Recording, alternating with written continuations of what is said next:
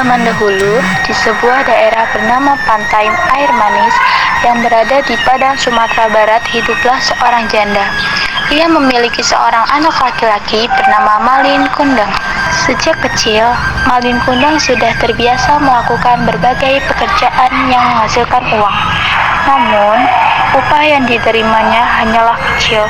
Malin Kundang berpikir bahwa hanya dengan merantau akan dapat mengubah kehidupannya menjadi lebih baik. Ia pun segera meminta restu kepada ibunya untuk pergi merantau. Pak, Malin mau minta restu. Malin ingin merantau ke negeri orang untuk bekerja. Malin, apa kau tega meninggalkan emakmu yang sudah tua ini, tinggal di rumah sendirian? Malin tidak tega, Mak.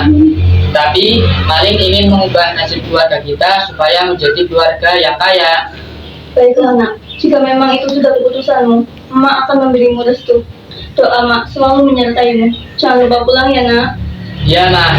Doakan Malin supaya selamat dan berhasil sampai tujuan. Akhirnya, Malin diberi restu oleh ibunya untuk pergi merantau. Di tempat ia merantau, ia mengagumi seorang wanita cantik bernama Nur.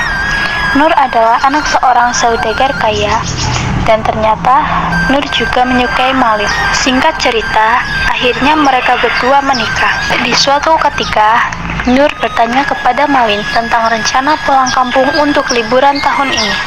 Lalu, Malin pun bertanya, "Kampung siapa yang akan dikunjungi?" Istriku, mana kita akan pergi? Yang penting bukan kampungku lagi. Kampungku kan kampung kelahiranku. Aku dibesarkan di sini. Lalu, kemana kita akan pergi? Aku ingin ke kampungmu. Buat apa liburan ke kampungku? Apa salahnya? Aku hanya ingin melihat ibumu.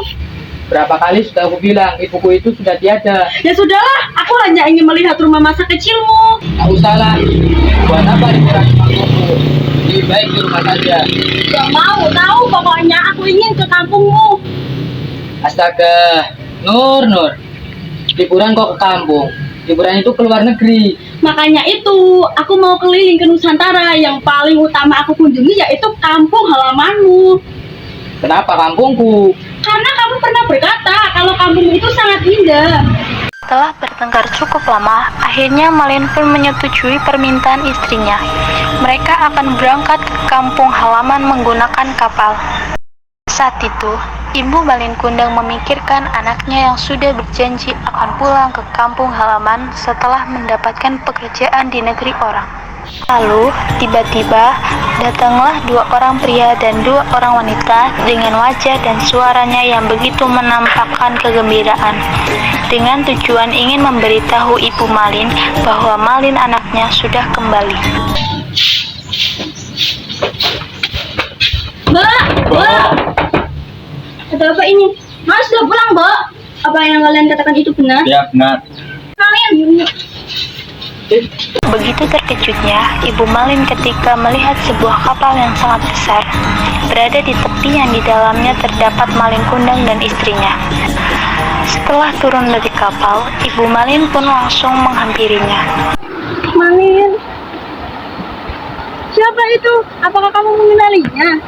Aku tidak mengenali ibu tua ini. Aku ibumu, nak. Ibu yang telah melahirkanmu. Apa benar ini? Loh, bukannya kemarin kamu bilang kalau ibumu itu sudah meninggal? Ya, aku bilang berapa kali, ibuku itu sudah tiada. Kenapa kamu bilang seperti itu, nak? Kalau ibuku masih ada, tidak seburuk ini rupanya. Nak, bertahun-tahun ibu menunggumu pulang, nak. Apakah ini balasan yang kau berikan pada ibumu ini, nak? Kamu bukan ibuku. Ya Allah, Malin. Ibu Malin merasa sangat sedih sekaligus marah. Ia pun berdoa kepada Tuhan dan menyumpahi Malin menjadi batu. Tuhan, jika memang benar dia bukan anakku, maka maafkanlah dia. Tetapi jika benar dia anakku, maka aku kutuk kau jadi batu. Tidak lama kemudian cuaca di tengah laut berubah menjadi gelap. Entah bagaimana awalnya, tiba-tiba datanglah badai besar menghantam kapal Malin Kundang. Seketika kapal itu hancur berkeping-keping. Kemudian terhempas ombak hingga ke pantai. Keesokan harinya, kaki bukit terlihat kepingan kapal yang telah menjadi batu. Itulah kapal Malin Kundang. Tak jauh dari tempat itu, nampak sebuah batu yang menyerupai tubuh manusia. Itulah tubuh Malin Kundang, anak durhaka yang terkena kutukan ibunya menjadi batu.